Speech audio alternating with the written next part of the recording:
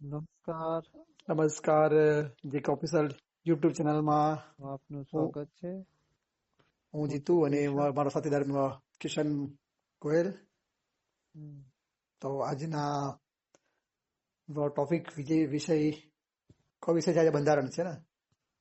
હા, બંધારણના વિષય સાથે આજે આવી ગયા છે. બંધારણ એટલે કોન્સ્ટિટ્યુટિવ, બરોબર.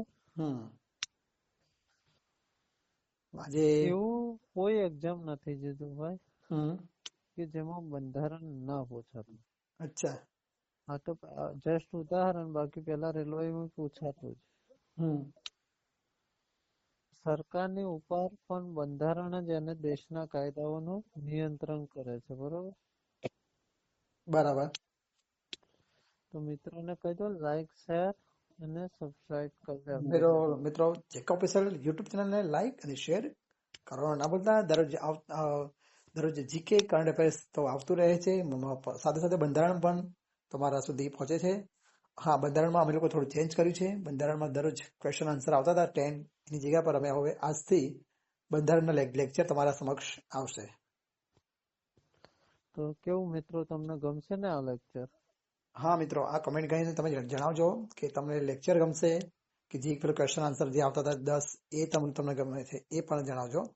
જો લેક્ચર તમને ગમશે તો અમે લેક્ચર કન્ટિન્યુ રાખવાના જ છે, અને આવનારી તમામ એક્ઝામો માટે અમે બંધારણ તમારા સુધી પહોંચાડવાનો પ્રયત્ન કરીશું. આવનારી દરેક એક્ઝામો માટે જીકે કરંટ અફેર્સ પણ ચાલુ રહેશે જ. એમાં કોઈ બ્રેક વાગશે નહીં, એમાં બંધ નહીં થાય. જો જીતુભાઈ,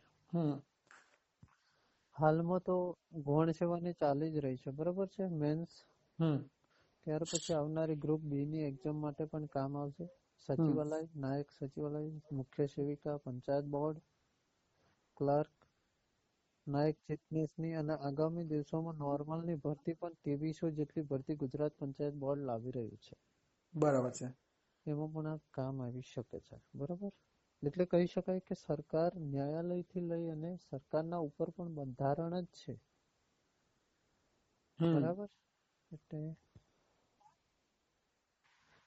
અને આપણા દેશનું બંધારણ ભણવું બહુ જરૂરી છે. બરાબર છે. હા, જેમાં વિવિધતામાં એકતા જોવા મળે છે. આપણે ચાલુ કરીએ, બહુ સમય ના લેતા બંધારણનું લેક્ચર સ્ટાર્ટ કરીએ. અને હું તો એવું કહું છું કે જે લોકો એક્ઝામ નથી આપતા એ લોકોને પણ બંધારણની ખબર હોવી જોઈએ કે આપણા દેશમાં કયા કાયદા છે, કઈ પ્રક્રિયાથી ચૂંટણીઓ થાય છે, કયા વિશે. આપણો લોકશાહીનો દેશ છે, બધાને જાણવાનો અધિકાર છે. હા, આપણું બંધારણ શું છે, બંધારણ શું છે, બંધારણમાં શું શું બાબતો આવે છે એ પણ ખ્યાલ આવે. બરાબર છે. તો આપણે જે સિરીઝ સ્ટાર્ટ કરીએ છીએ એ સંપૂર્ણ સિરીઝ ચલાવીશું, બરોબર છે. આપણે એને ઉપર ચાલતું પણ નહીં ચલાવીએ, ડીપમાં ચલાવીશું, જેથી 1-2 લેવલની પણ તૈયારી થઈ જશે. બરાબર છે. અને બીજી વસ્તુ કે નજીકમાં બધી જ એક્ઝામ આવી રહી છે, તો એના માટે આપણે મેક્સિમમ બંધારણ અપલોડ કરવાનો તૈયારી કરીએ છીએ, જેમ કે આ પંચાયત બોર્ડની એક્ઝામ પહેલા. બરાબર છે. અને તેમજ પોલીસ કોન્સ્ટેબલ પણ આવી રહી છે, જાણો છો તમે? ચાલુ, કન્ટિન્યુ ચાલુ છે. તો ફોર્મ ભરવાનું ચાલુ છે.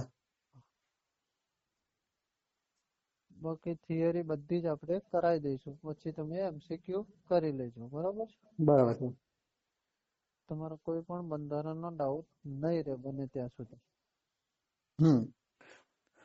એ પૂરેપૂરા પ્રયાસ અમારા રહેશે. હવે બંધારણની શરૂઆત ક્યાંથી થાય? બધા એવું કે છે, ઘણા એવું કે છે કે આમુખથી થાય છે, બરાબર.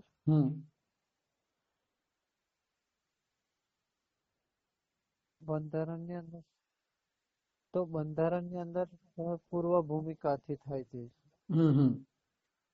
પહેલો ટોપિક હંમેશા માટે પૂર્વ ભૂમિકાથી જ થાય છે, કારણ કે બંધારણની શરૂઆત ઘણા લોકો એવું માને કે આમુખથી થઈ છે, પણ આ વસ્તુ ખોટી છે. કારણ કે બંધારણની શરૂઆત જ બંધારણની પૂર્વ ભૂમિકાથી થાય છે, બરોબર. બરાબર છે. તો એ પણ આપણે જાણવું પડે. બંધારણ સભાથી થાય છે, ઘણા લોકો એવું માને છે. હમ તો બંધારણ સભા પણ પહેલા અંગ્રેજોનું રાજ હતું હમ ત્યારે એવા કાયદા લાવવામાં આવ્યા કે બંધારણ સભા બનાવી, બરોબર છે. બરાબર છે. તો એની પૂર્વ ભૂમિકા શું રહી છે એ આપણે જાણવી ખાસ જરૂરી જરૂરી છે. બરાબર. છે. એના પહેલા એના જે કયા કાયદા લાવવામાં આવ્યા હતા બ્રિટિશ સરકાર દ્વારા હમ એને પણ થોડા એવા આપણે સમજવા પડે. બરાબર છે. તો શરૂઆત થાય છે ભારતની બંધારણની પૃષ્ઠભૂમિ, ઐતિહાસિક પૃષ્ઠભૂમિથી, એટલે કે ઇતિહાસમાં થોડું ઘણું આપણે ઉતરવું પડશે. પડશે તો આપણને આપણું બંધારણ સમજાશે. ઓકે. બરોબર છે. હમ ભારતના બંધારણની ઐતિહાસિક પૃષ્ઠભૂમિ એટલે આપણો ટોપિક નંબર 1, બરોબર. હમ તો સરકારે કયા કયા કાયદા લાવવામાં આવ્યા હતા એની પણ આપણે સમજૂતી લઈશું. ડીપમાં નહીં ભણીએ, હમ ઇતિહાસમાં નહીં ઘૂસી જઈએ, હમ પરંતુ બરાબર. ભારતનો ઇતિહાસ થઈ જશે નહીતર. ઓકે. એટલે ટુ ધ પોઈન્ટ જેવા જાણવા જેવા મુદ્દા હોય હમ એ જ આપણે લઈશું અને કવર કરીશું, બરાબર. હા બરાબર. તો આપણે અગાઉનું થોડું જોઈ લઈએ. હમ બ્રિટિશ સરકારને કાયદા બનાવવાની જરૂર કેમ પડી? બરાબર. કે ઈસ્ટ ઇન્ડિયા કંપની ભારતની અંદર વેપાર કરવા આવી, બરાબર છે. હમ તો એને આ બધી રચના કરવાથી તો સિમ્પલ વેપાર કરતી, તો આ બધી એની જરૂર શું હતી? બરાબર છે.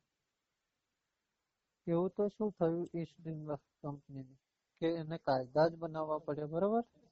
આપણે એ પહેલા સમજવા. તો વાત કરીએ ઈસવીસન 1600, જે સમયે ઈસ્ટ ઇન્ડિયા કંપની છે. બરાબર. ઈસવીસન 1600 ની અંદર એલિઝા મહારાણીની પરવાનગી લઈ અને ઇંગ્લેન્ડમાંથી ભારતમાં વેપાર અર્થે આ લોકો આવેલા.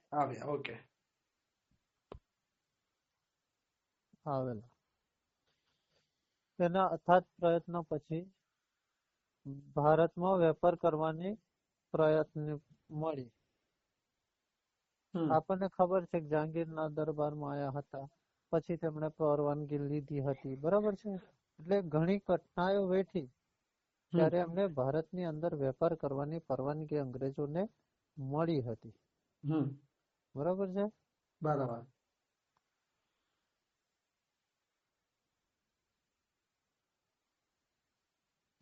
પરવાનગી મળી હતી. ઈસવીસન 1600 ની અંદર 1757 સુધી ઘણા રાજાઓ અને ઘણા સામંતોને દોસ્તી કરી, બરાબર. બરાબર છે. અને ભારતની વ્યવસ્થા અને ભારતના રાજકારણમાં એ લોકોએ સીધો પગ પેસારો કર્યો. આપણે ઉદાહરણ તરીકે સમજીએ, આપણે સ્કૂલમાં જઈએ છીએ તો આપણે ટીચરો વિદ્યાર્થી મિત્રો સાથે શું કરીશું? સારા સંબંધો બનાવવાનો પ્રયત્ન કરીશું. એવી રીતે આ લોકોએ જેથી તમને આ લોકો સારા સપોર્ટ કરી શકે, બરોબર છે. જેમ ભારતના રાજાઓ સાથે અંગ્રેજોએ પણ આવું કર્યું કે સારું સારું બોલી અને અંગ્રેજોની તારીફ કરી, આપણા લોકોની તારીફ કરી.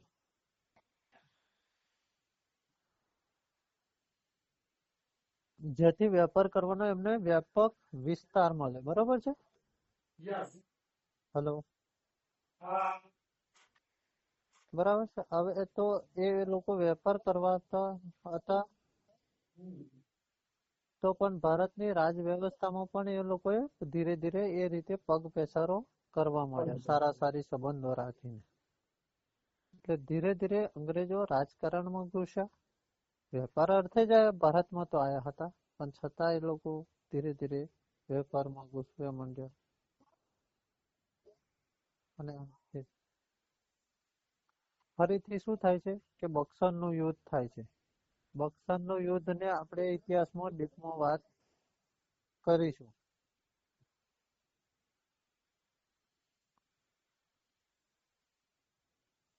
હવે ઈસ્ટ ઇન્ડિયા કંપની જે છે એ રાજ કરવા આવી હતી અને વેપાર કરવા આવી હતી અને રાજ કરવા માંડી છે કે રાજકારણમાં ઘૂસી એનાથી બક્સરનું યુદ્ધ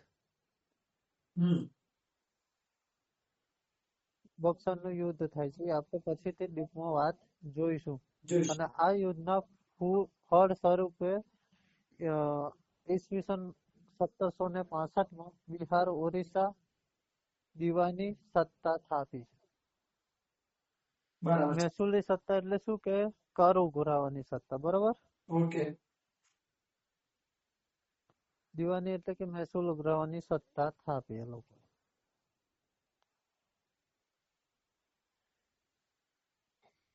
બંગાળ, બિહાર અને ઓરિસ્સા ફરીથી યાદ કરાવું છું, બરોબર છે. આ 3 સ્ટેટની અંદર મહેસૂલ ઉઘરાવવાની સત્તા ઈસ્ટ ઇન્ડિયા કંપનીએ લઈ લીધી છે. આવક બહુ બમણી થઈ છે. વેપાર કરતી હતી અને મહેસૂલ પણ ઉઘરાવે છે, બરોબર. એટલે સ્વાભાવિક છે કે બમણી થઈ જાય. બરોબર છે. હા, અહીંયા તમે તો જોવો તો કે આવક બમણી થઈ જાય, બરોબર. એક તો વેપાર કરતી હતી અને પાછો મહેસૂલ ઉઘરાવવા માંડી.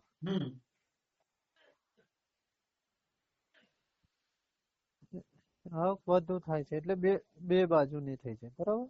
બરાબર. હવે થાય છે એવું, ઈસ્ટ ઇન્ડિયા કંપની છે એ ઇંગ્લેન્ડ ને બ્રિટિશ ને પત્ર લખે છે. ઇંગ્લેન્ડ ને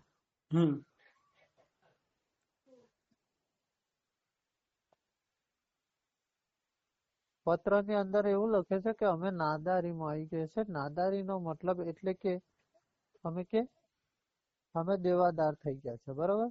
બરાબર. તમે લોન લ્યો ને તમે પૈસા ચૂકવી ના શકો તો તમે નાદાર થઈ જાઓ, બરોબર. તો પ્રશ્ન જાય છે બ્રિટિશરો જોડે, તો અમને ફંડ આપો નહીતર અમે ડૂબી જઈશું એમ. બરાબર. ઇંગ્લેન્ડ એટલે ઇંગ્લેન્ડ વાળા બ્રિટિશરોને એવું થાય છે કે એક તો પૈસા ઢગલો કમાય છે બમણા, બરોબર. અને આ લોકો વેપાર પણ કરે છે અને સાથે સાથે મહેસૂલ પણ ઉઘરાવે છે, તો પણ કેમ નાદાર થઈ ગયા છે, બરોબર છે. બરાબર. તો દેવામાં કેમ ડૂબે છે. બ્રિટિશરોને પણ આ રીતે ખબર ના પડી. આ રીતે બમણી આવક થાય છે તો કેમ ડૂબે છે. પણ થાય છે શું? ભ્રષ્ટાચાર. કે જ્યાં પૈસા હોય ત્યાં સ્વાભાવિક છે કે જીતુભાઈ ભ્રષ્ટાચાર થવાનો છે. બરાબર.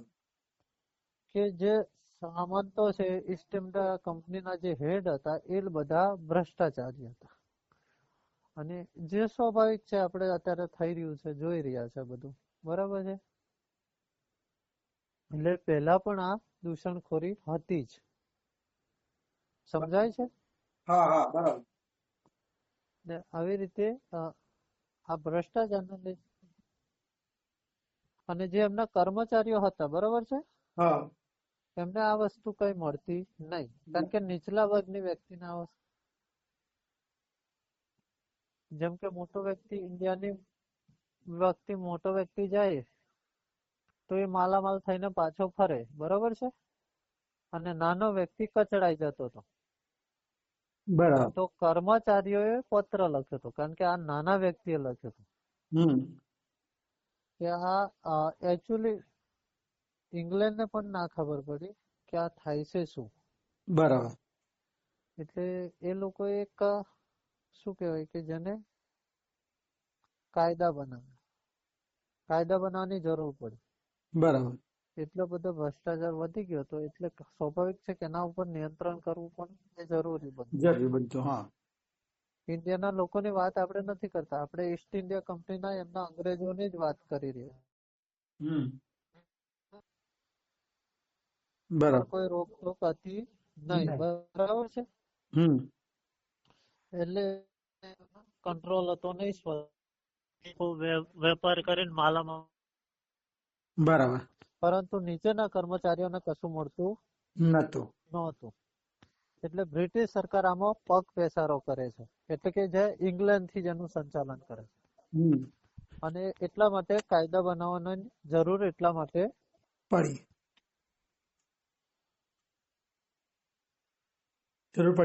બરાબર છે.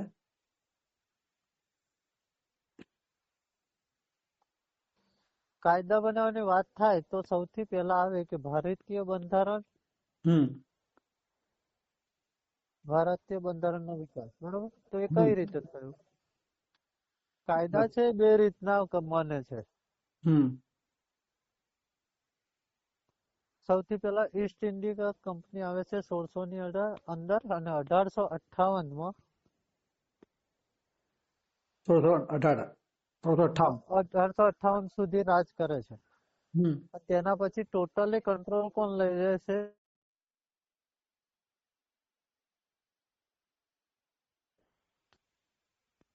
કોણ લે છે? બ્રિટિશ તાજનું શાસન. ઓકે. આપણે એને બ્રિટિશ તાજનું શાસન તરીકે કહીએ છીએ. 1858 પછીની વાત છે. હા, સાંભળજો મિત્રો ધ્યાનથી. અને કન્ફ્યુઝ હોય ને તો કોમેન્ટ કરજો, 100% અમે જવાબ આપીશું. બરાબર છે? હા, અને પછીથી કહેવાય છે સંપૂર્ણ કમાન બ્રિટિશ શાસકના હકમાં આવી જાય છે. બરાબર. 1858 કઈ સાલથી? 1858 થી. હા. ઓકે.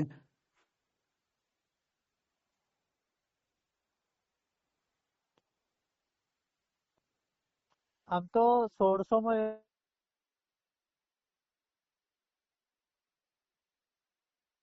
ભાઈ કેવું? શું ફરી બોલજો. 1600 માં કઈ સાલમાં? ઈસ્ટ ઇન્ડિયા કંપની 1600 માં આવી. હા હા. નિશ્ચિત સમયગાળો કેવો હોય તો 1773 થી લઈ અને 1858 ની વાત કરી છે. 1773 થી લઈને 1858 સુધી. હા, અને ત્યાર પછી બ્રિટિશ તાજના શાસન હેઠળ આવે છે. બરાબર છે? બરાબર.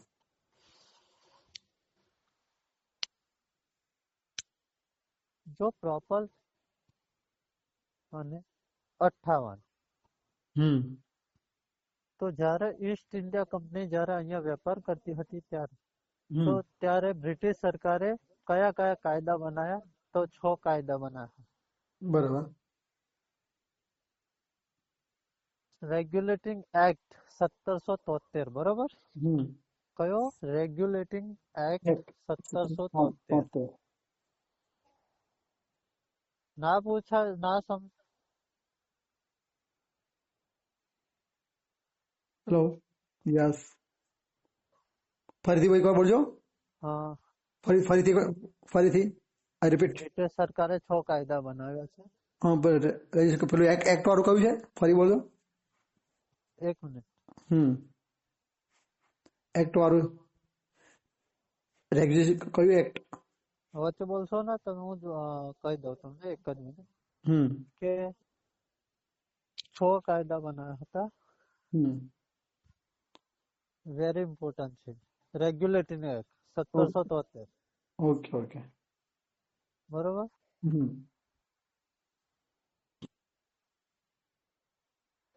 1773. East India act. ઈસ્ટ. બરોબર? Regulating act 1784. એમાં 84 માં બન્યો હતો. બરોબર છે? ચાર્ટર એક્ટ 1, ચાર્ટર એક્ટ 2 અને ચાર્ટર એક્ટ 3 અને ચાર્ટર એક્ટ 4. આવી રીતે 4 કાયદા બીજા બન્યા હતા. બરાબર. એમ કહીને ટોટલ 6 કાયદા થાય છે. આઈ હોપ કે મને સમજાય છે ત્યાં સુધી આપને સમજ પડી ગઈ હશે. Okay okay. બરાબર છે? હજુ કોઈ કન્ફ્યુઝન હોય તો બોલો. ના ના ના. આપણે ધીરે ધીરે ભણવાનું, બધું સાચું ભણવાનું છે. બરાબર.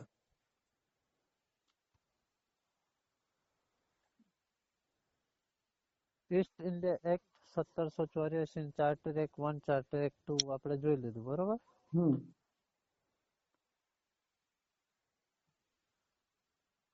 જે 20 વર્ષે રેન્યુ થતા હતા. બરોબર? ઈસ્ટ ઇન્ડિયા કંપની વેપાર કરતી હતી ત્યારે આ 6 કાયદા બનાવ્યા હતા. બરોબર છે? બરાબર. અને તેનું સંચાલન બ્રિટિશ સરકાર કરતી હતી. અને જે કહીએ કે 20 વર્ષે રેન્યુ થતા હતા. આઈ હોપ કે આમાં પણ આપણને સમજ પડી ગઈ હશે. ઓકે. હા. અને મિત્રો लाइक शेयर અને सब्सक्राइब तो करता है बनता है बंधारण सुनने के लिए। क्या जीतू भाई आपको क्या लाइक तो कहना है? मुझे लाइक के लिए कोई पैसे की जरूरत नहीं होती ना। હા, કારણ કે આટલું દેશનું આપણું મહાન બંધારણ ભણવું છે હા તો કંઈક તો કરવું પડશે ને। અને જે કોન્સ્ટેબલ ની આવી રહી છે સાહેબ, પોલીસ બનવા જવું છે તો બંધારણ તો જોઈશે ને। યસ યસ બરાબર છે હે બરાબર।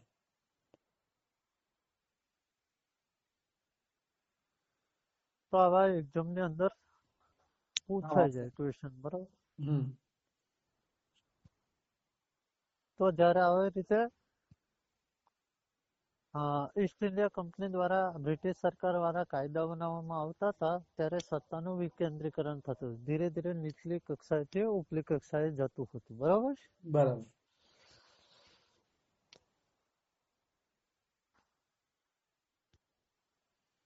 વિકરણ થાય છે હમ ત્યારે। તો પછી એના પછી તમને ખબર છે હમ કે સ્વાતંત્ર સંગ્રામ થાય છે। બરાબર પછી બ્રિટિશ તાજનું શાસન 1858 થી લઈ, હમ બરોબર છે, બરાબર 1858 થી લઈને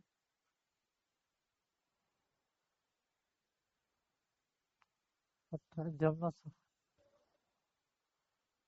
ઈસવીસન 1947 હોય છે, બરોબર છે।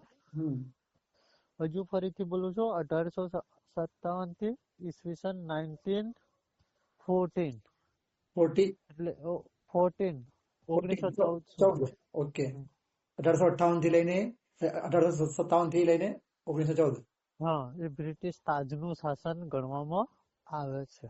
હમ તમને મિત્રો ના સમજાય તો જરૂર કોમેન્ટ કરજો, એનો આન્સર અમે આપીશું બે તરફથી, હા બરાબર છે। બરાબર છે પરંતુ એના સમયમાં પણ ઘણા બધા કાયદા બન્યા હતા, બરાબર છે પરંતુ આજના લેક્ચરની અંદર આપણે આ 6 કાયદા ભણીશું, બરોબર છે। પછી આગળના બીજા હા, તો- કારણ કે બધું સાંભળો લઈશું તો તમને એટલે સમજવામાં થોડી તકલીફ પડશે, હમ, બરાબર ને। હા। એટલે બધું સાંભળ્યું ના અપાય। તો ભારત સરકારમાં ઈસ્ટ ઇન્ડિયા કંપની વેપાર કરતી હતી ત્યારે કયા કાયદા લાવવા પડ્યા હતા, આપણે આ 6 કાયદા ઉપર આજે ફોકસ કરીશું। કરીશું જેમ કે આપણે પહેલા ભણ્યા એ રીતે જ જઈશું, જે આપણે આગળ 6 હા બરાબર છે એમાંથી કઈ કઈ વસ્તુ પૂછાય એ પણ એવું હશે તો જોઈ લઈશું। ઓકે તો ઓકે હવે 1 બાય 1 સમજીશું। હમ રેગ્યુલેટિંગ એક્ટ 1773, હમ તો સૌથી પહેલો જે કાયદો બન્યો હતો હમ એ રેગ્યુલેટિંગ એક્ટ 1773। બરાબર નામથી ખબર પડી જાય ભ્રષ્ટાચાર થયો હતો, તો ભ્રષ્ટાચારને રોકવા અને નિયંત્રણ કરવા માટે બરાબર છે બ્રિટિશ સરકાર કહે છે કે ઈસ્ટ ઇન્ડિયા કંપની ઉપર આપણે રેગ્યુલેટિંગ કરવું પડશે, બરોબર। હમ એટલા માટે એને રેગ્યુલેટિંગ એક્ટ નામ રાખવામાં આવ્યું, બરાબર છે તો જેને આપણે ગુજરાતીમાં કહી શકીએ નિયામક ધારો। હમ તો શું છે એમાં ઇમ્પોર્ટન્ટ તો આપણે જોઈએ, ઈસ્ટ ઇન્ડિયાની કંપનીના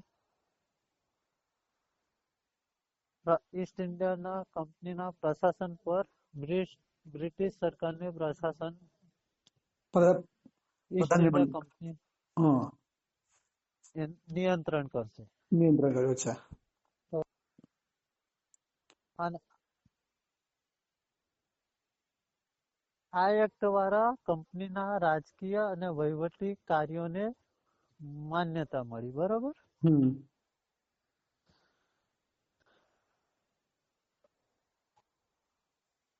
એ બે વસ્તુ કરતી, પોતાનો વેપાર તો કરતી જ હતી, પરંતુ જે રાજકીય કારણો છે, રાજા સાથે સંબંધો સારા રાખ્યા હતા, મેં તમને આગળ સમજાવ્યું, એમાં અંદર પણ ક્યાંક અસર કર્યો હતો ને। ઇંગ્લેન્ડ વાળાએ કીધું કે ભાઈ તમે વાંધો નહીં, વેપારે કરો અને રાજકીય કાર્ય પણ કરો, એટલે બંને બરાબર. વસ્તુ કરો. પણ બંને વસ્તુ કરતા હતા ખરા, હમ પણ આ લોકોને કાયદા દ્વારા મંજૂરી આપી દીધી. જે પેલા કરતા હતા એ અવાસ્તવિક રૂપે કરતા હતા. બરાબર છે. અત્યારે જે કરે છે રેગ્યુલેટિંગ એક્ટ પ્રમાણે એમને મંજૂરી મળી ગઈ છે. ઓકે. ભલે આપણે એક મુદ્દો જોવાય તો ભલે જોવાય, પણ આપણે સારી રીતે સમજીશું એમ. બરાબર છે.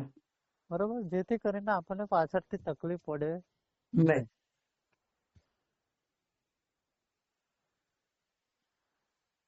બરાબર છે, સાચી વાત છે. પ્રવૃત્તિ પણ સારું રાખો.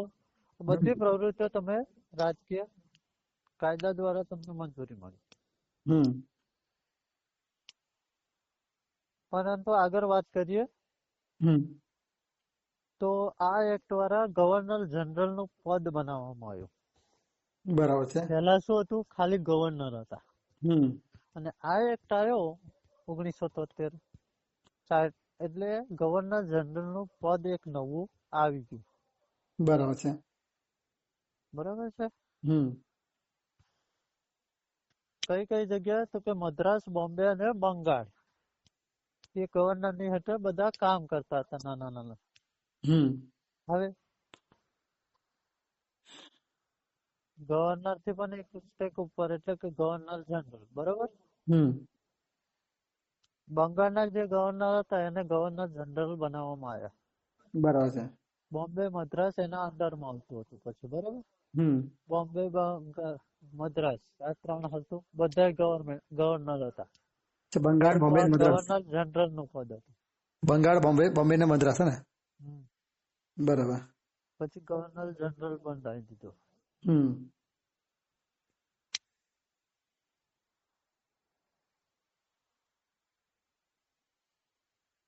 હવે ત્રણ જ વ્યક્તિ છે. બરોબર છે.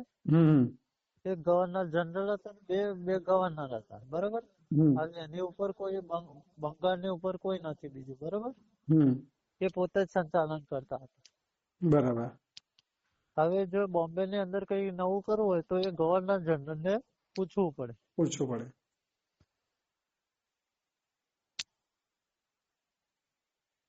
તો આપણને એવો પ્રશ્ન થાય કે ગવર્નર જનરલ જે બંગાળની અંદર હતા એને બનાવી દીધા, તો ગવર્નર જનરલ કોણ બને? એવો સ્વાભાવિક રીતે તો પ્રશ્ન થાય ને. બરાબર.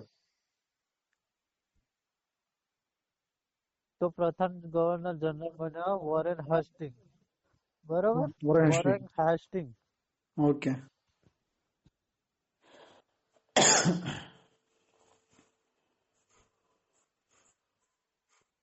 તો વોરેન હાસ્ટિંગ બન્યા પછી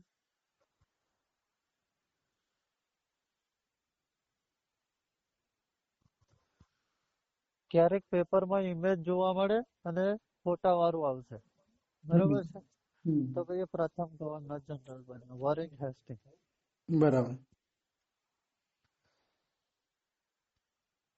એ ગવર્નર જનરલ બન્યા પછી 4 વ્યક્તિઓની પરિષદ બનાવી અને એનો સમયગાળો હતો 5-5 વર્ષ. ઓકે. અને આ 4 વ્યક્તિની નિમણૂક કરવામાં આવી, એટલે 5-5 વર્ષે ગવર્નર પણ બદલાઈ જાય અને ગવર્નર જનરલ પણ બદલાઈ જાય અને એની પરિષદ પણ બદલાઈ જાય. એટલે 5-5 વર્ષે બદલાઈ જાય. જોઈએ વોરેન હાસ્ટિંગ શું કરે છે આગળ.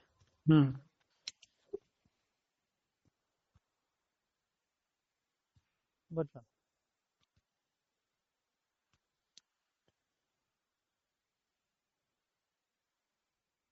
આપણે ઉદાહરણ તરીકે સમજીએ ભાઈ. બરોબર કે આપણે દેશમાં પ્રધાનમંત્રી છે. બરોબર.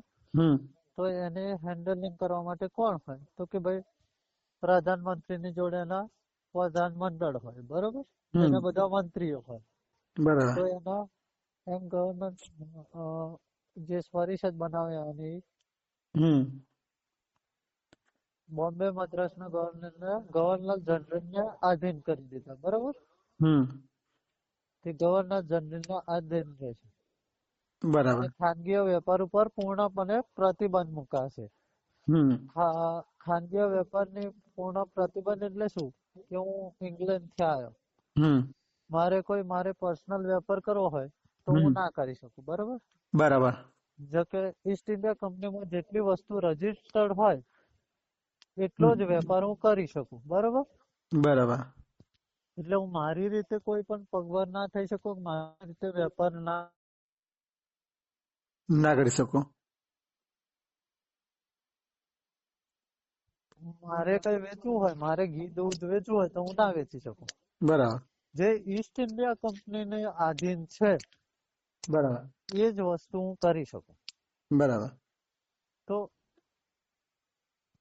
એને એ લોકોએ એવું કીધું કે તમે ખાનગી જો વેપાર કરતા હોય એના ઉપર પૂર્ણ પ્રતિબંધ મૂકાયો. બરોબર. બરાબર. હા. તમે કોઈ ખાનગી વેપાર ના કરશો. હવે જે રેગ્યુલેટિંગ એક્ટ 1973 છે એમાં બે એક વેરી ઇમ્પોર્ટન્ટ વસ્તુ આવે છે.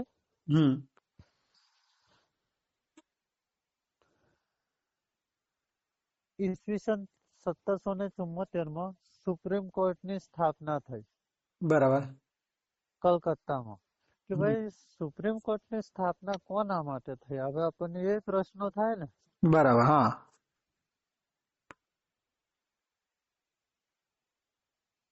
આ સુપ્રીમ કોર્ટની જે સ્થાપના થાય એ શું અંગ્રેજના લોકો માટે? ના, એ નહીં, ભારતના લોકો માટે. બરોબર છે. આ પ્રશ્ન ઇમ્પોર્ટન્ટ પૂછી શકે કે સુપ્રીમ કોર્ટની સ્થાપના ક્યારે થઈ? બરાબર ને. અને ક્યાં થઈ? તો પેલી કોલકાતા આવશે. બરોબર.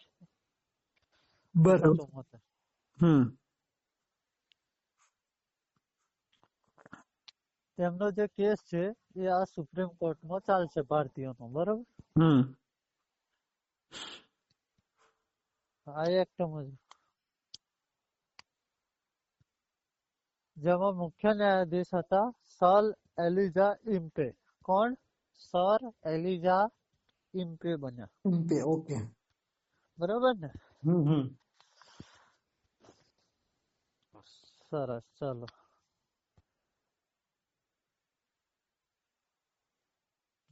ન્યાયાધીશ બન્યા સુપ્રીમ કોર્ટના મુખ્ય ન્યાયાધીશ સર. બરાબર. Sir Elijah Impey. એમને હેલ્પ કરવા માટે બીજા 3 ન્યાયાધીશની નિમણૂક કરવામાં આવી. બરાબર. પછી બીજી બાબત કે કોઈ પણ કંપનીના કર્મચારીઓને ભેટ, સોગાત કે લાલચ કોઈ પણ પ્રકારે આપવાની સ્વીકાર્ય છે નહીં. બરોબર. ઓકે. આ પણ વેરી ઇમ્પોર્ટન્ટ છે. કારણ કે હું ઈસ્ટ ઇન્ડિયા કંપનીમાં વેપાર કરું છું, મારી જોડે અઢળક ધન છે એ પકડાયું. બરોબર. બરાબર. આ તો એક ઉદાહરણ તરીકે સમજ. મને આ રાજાએ ભેટ આપી છે, સોગત આપી છે એવું જૂઠું બોલ્યો એટલા માટે હું એ લોકોએ સીધી જ ના પાડી દીધી કે હું ભ્રષ્ટાચાર કરું છું. કેસ ચલાવવામાં આવે છે ત્યારે હું આવું બોલું તો ફરી ભેટ આપી છે, લાંચ આપી હતી તો આવી વસ્તુ નહીં ચાલે. બરોબર. એટલે કંપની ના કર્મચારીઓ લાલચ કોઈ લેવી નહીં. તો આ કાયદો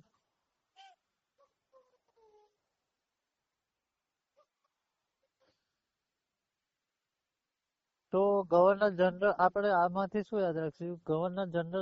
ગવર્નર હતા એને ગવર્નર જનરલ બનાવવામાં આવ્યા. કયા? તો કે બંગાળના. બરોબર.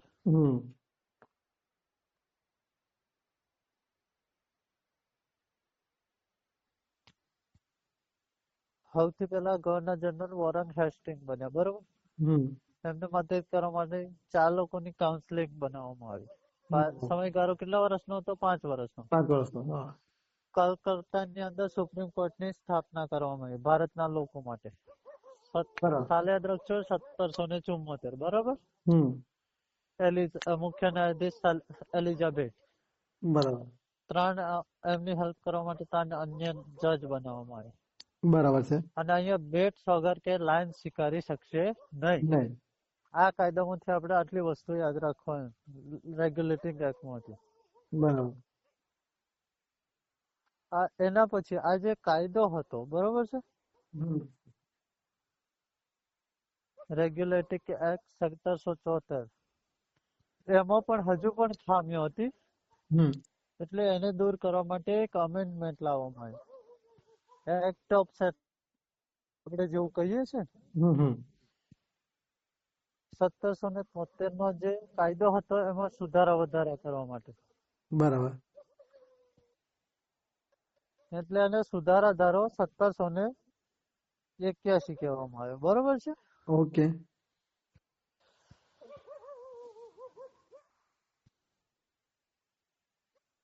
સુધારા ધારો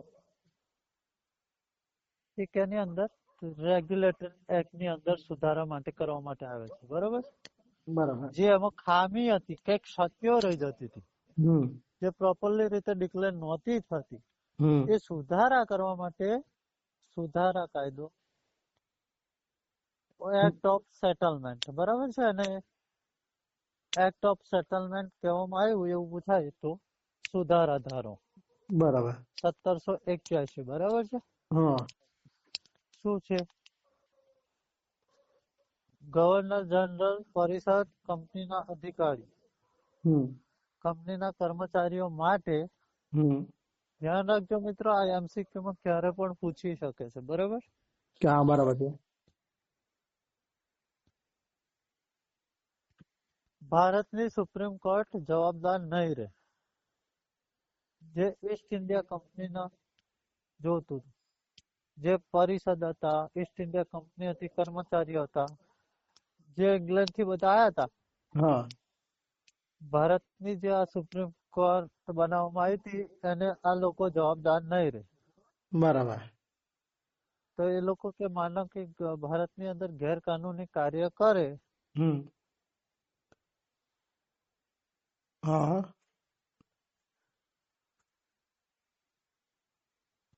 એટલે જેમણે ભારતમાં સુપ્રીમ કોર્ટ બનાવી, બરાબર છે, એનો કાયદો અંગ્રેજો કઈ કાંડ કરે તો એનો કાયદો અહીંયા ચાલશે નહીં. ચાલશે નહીં. હા, ઇંગ્લેન્ડ લઈ જવાના. બાકી અહીંયા ભારતમાં આપણા હેઠળ કોઈ સજા તેમને થઈ શકે નહીં, એવું કર્યું અમે, સમજ્યા? બરાબર. ઇંગ્લેન્ડ ની જે સુપ્રીમ કોર્ટ છે ત્યાં જ એમનો કેસ ચાલશે એમ. બરાબર. જે ભારત માટે ને ભારતના લોકો જ માટે હતી, કે બ્રિટિશરો આવ્યા હતા, ઈસ્ટ ઇન્ડિયા કંપની આવી હતી, એમનો આ સુપ્રીમ કોર્ટ નો કેસ નહીં ચાલે, બરોબર. બરાબર.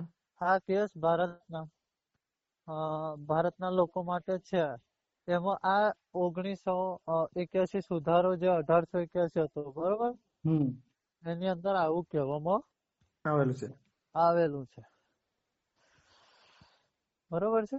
કેટલું ડિટેલ છે આપણે મિત્રો ભણીએ છે, તો આપણને એવું થવું જોઈએ કે લાઈક અને શેર સબસ્ક્રાઇબ કરાવીએ. 500 મિત્રો સુધી જઈએ ને તો સાહેબ મેગા લેક્ચર આવી જાય કે ના આવી જાય? જીતું આવી જાય. કેમ નહીં? હે, આવી જાય. મજા આવે છે ભણવાની?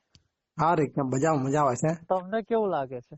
ના, મને તો મજા આવે છે, ને એટલે જ કહું ને, તમે કીધું કે 500 લાઈક તો થાય તો એક મેગા લેક્ચર આવી જાય, પણ 500 લાઈક થતી નથી, એટલે આપણે મેગા લેક્ચર આપણે આવતા નથી. એટલે આપણે આજે એવું કરીશું, બે ટોપિક રાખીએ, બરાબર.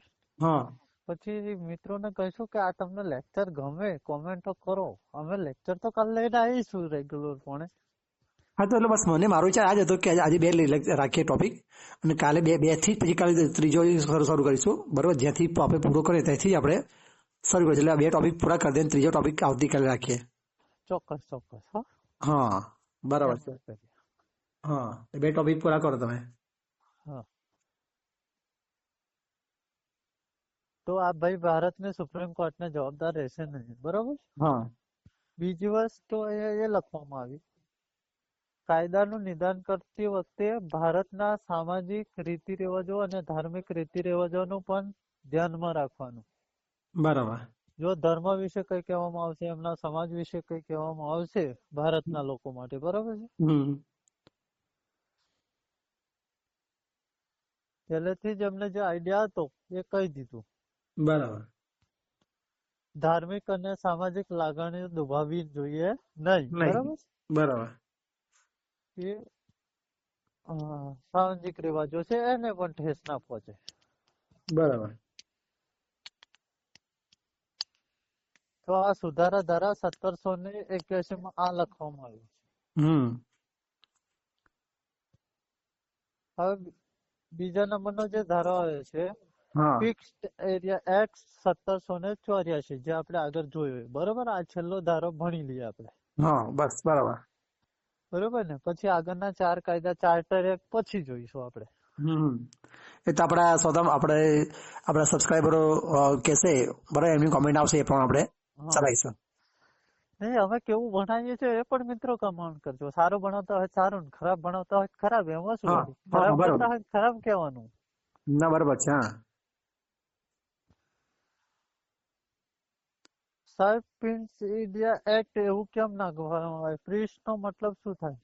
પ્રિન્સ એટલે એ વખતે ઇંગ્લેન્ડના વડાપ્રધાન હતા જે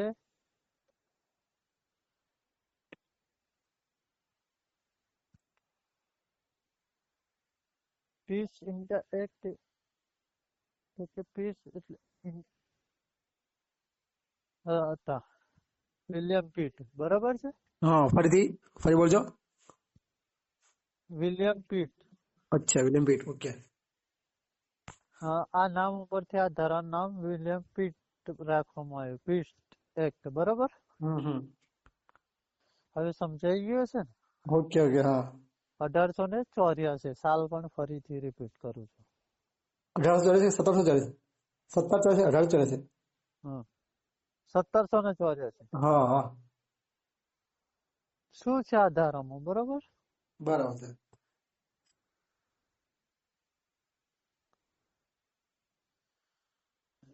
સૌથી પહેલા રેગ્યુલેટિંગ એક્ટ ની ખામી દૂર કરવા આ ધારો લાવવામાં આવ્યો. નિયામક ધારો હતો હજુ કઈક ખામી હતી. બરોબર. એના કારણે ફિક્સ્ડ ઇન્ડિયા એક્ટ લાવવામાં આવ્યો 1784. બરાબર. જે મેન વસ્તુ થયું છે વ્યાપારિક અને રાજકીય કાર્યોને અલગ કર્યા. બરોબર. ઈસ્ટ ઇન્ડિયા કંપની રાજકીય કાર્યો પણ કરતી હતી ને વેપારી કરતી હતી. આપણે આગળ પણ ભણી ગયા. બરોબર. એટલે લાંબુ નથી કરતો. આટલા બંને વસ્તુ સંભાળતું હતું કોણ? તો કે court of director. Court of director બંને વસ્તુ સંભાળતો, વેપારી અને રાજકીય વસ્તુ પણ સંભાળતો. બરાબર. એટલે એવી સારી એવી એપ્રિસિટી મળતી નહોતી. કોઈ પણ સ્વાભાવિક છે.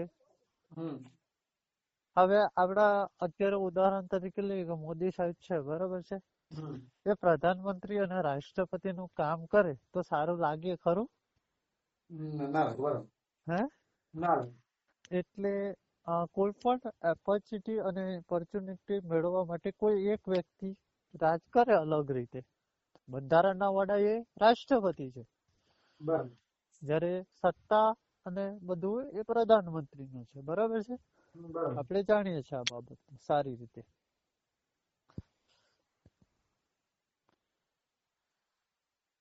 તો એફિશિયન્સી મળે નહીં તો એના માટે અલગ કરવામાં આવ્યા. રાજકીય કાર્યો અને વેપારિક કાર્યો બંને અલગ. એ કોર્ટ ઓફ ડિરેક્ટર તો હતું જ.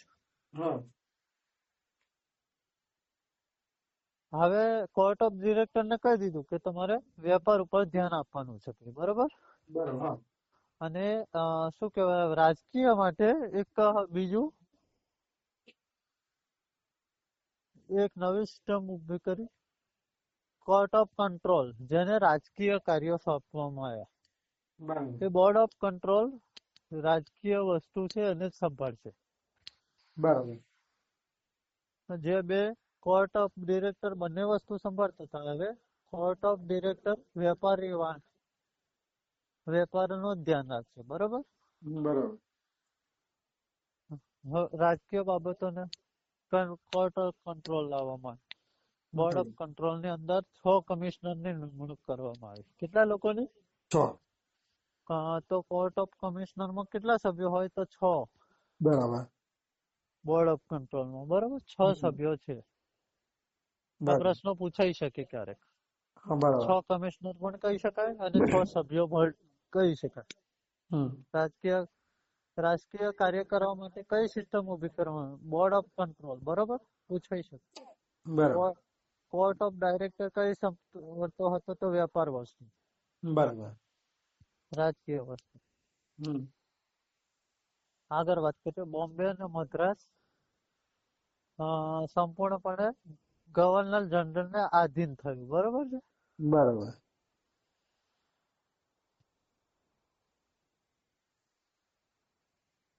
બરાબર. હમ એક ગવર્નર જનરલ અને બે ગવર્નર, એક બોમ્બેમાં હતા અને એક મદ્રાસમાં, અને બંગાળમાં ગવર્નર જનરલ હતા, બરોબર. બરાબર ત્રણેય વસ્તુ જે કાયદા ગણતા હતા સ્વતંત્ર રીતે. હા જો કોઈ મોટો કાયદો હોય તો બોમ્બે અને મદ્રાસે ગવર્નર જનરલ પાસે જતા હતા. તો બરાબર ધીમે ધીમે નવા એક્ટ આવતા રહ્યા. એ પ્રમાણે તો નવા એક્ટ આવતા ગયા એમ ધીમે ધીમે સત્તાઓ બોમ્બે અને મદ્રાસના ગવર્નર પાસે ઓછી થવા માંડી. સ્વાભાવિક છે કે નવા નવા સુધારા આવે એટલે તો પેલા જનરલ ગવર્નર ને જ પૂછવું પડે ને એને. હા બરાબર એટલે સત્તાઓ જે છે એ ધીરે ધીરે આ ગવર્નર પાસે ઓછી થવા માંડી. બરાબર બધું ધીમે ધીમે ગવર્નર જનરલ ને મળવા માંડ્યું બને, બરોબર. કિશનભાઈ અહીંયા હું એમ કહું છું હા કે આપણા સબસ્ક્રાઈબરોને આપણે માટે આપણે એવું કરવું છે કે આ લેક્ચર પછી આપણા સબસ્ક્રાઈબરો જે આપણા વિદ્યાર્થીઓ મિત્રો જે સાંભળતા હોય તો એ લોકો કદાચ કોમેન્ટ કરે તો આપણે બીજું લેક્ચર લઈને આવીએ. મારી ગણતરી એવી છે કારણ કે આ લેક્ચર ગમે તો આપણે બીજું લેક્ચર લઈને આવીએ. બાકી તો એ લોકો કોમેન્ટ નહીં કરે, કોમેન્ટ જણાવશે નહીં તો આપણે બીજું લેક્ચર નથી લાવવું. મારો વિચાર એવો છે. તમારું શું કેવું છે? બરાબર છે. પણ આ તમને કેવું લાગે છે? તમારી દ્રષ્ટિએ તમને શું લાગે? મારી દ્રષ્ટિએ બરોબર છે, પણ તમારા આપણે બે ટોપિક પૂરા કરી હવે પછી આપણા વિદ્યાર્થી મિત્રો જે સાંભળે બરોબર તે લોકો કોમેન્ટ કરશે કે હા અમને આ સારું લાગે છે તમે કન્ટિન્યુ રાખો તો આપણે કન્ટિન્યુ આપણે રાખીશું. ભલે પછી 2 કલાકનો લેક્ચર કેમ નહીં થતો? તો 2 કલાક આપણે ચલાવીશું, ટેન્શન નથી. બરાબર, એનો કોઈ વાંધો નથી. બરોબર છે. પણ આ મુદ્દો તો પતાવી દઈએ ને આપણે. હા મુદ્દો પર ટોપિક બતાવો આ બે મુદ્દો. એટલે બે મુદ્દો નહીં, હવે એક જ રહ્યો છે ને. હા એ છેલ્લો ચાલે ને, તો એક પૂરો થાય ને બીજો ચાલે ને. હા તો સદન વિકેન્દ્રીકરણ. ધીમે ધીમે સત્તા ગવર્નર જનરલ પાસે જતી રહી ત્યાં આવ્યા હતા, બરોબર ને. હા તો ટોટલી બોમ્બે તો ડિપેન્ડ કોના ઉપર? ગવર્નર જનરલ ઉપર આ બે ગવર્નમેન્ટ થઈ જાય, બોમ્બે અને મદ્રાસના, બરોબર. બરાબર તો ભારતના અંગ્રેજો સાથે જે ઇંગ્લેન્ડ થયા હતા એ લોકો સાથે કેસ ચલાવવા ઇંગ્લેન્ડમાં પણ સુપ્રીમ કોર્ટની સ્થાપના કરવામાં આવી, બરોબર ને. બરાબર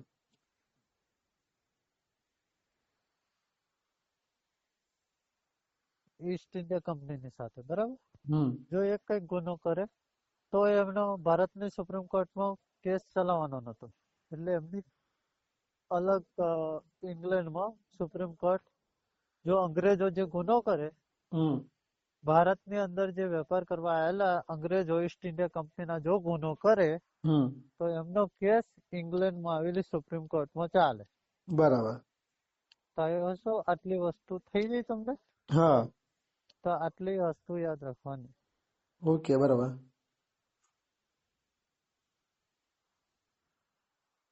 તો કંપનીના ઈસ્ટ ઇન્ડિયા એક્ટ ની અંદર કાર્યોને કયા અલગ કરવામાં આવે? અંગ્રેજો ભારતમાં છે જેમના માટે સુપ્રીમ કોર્ટની સ્થાપના ઈસ્ટ ઇન્ડિયા એક્ટ ની અંદર, બરોબર. ક્યાં કરવામાં આવ્યું? રેગ્યુલેટિંગ એક્ટ ની અંદર ભારતના લોકો માટે, અને આ ઈસ્ટ ઇન્ડિયામાં, બરોબર. બરાબર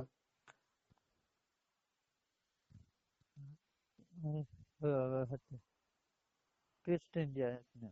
તો મિત્રો આ સાથે આપણે છૂટા પડીશું હવે. ઓકે તો જીતુભાઈ લેક્ચર વિદ્યાર્થી મિત્રો કેવો લાગે છે આના વિશે તમારા પ્રતિભાવ જે હોય તે અમને મોકલજો. આપનું સૂચન અમને યોગ્ય છે. ઓકે તો મળીશું ફરી નવા પછી ચાર્ટર એક્ટ સાથે કાલે મળીશું, બરોબર. ઓકે. ત્યાં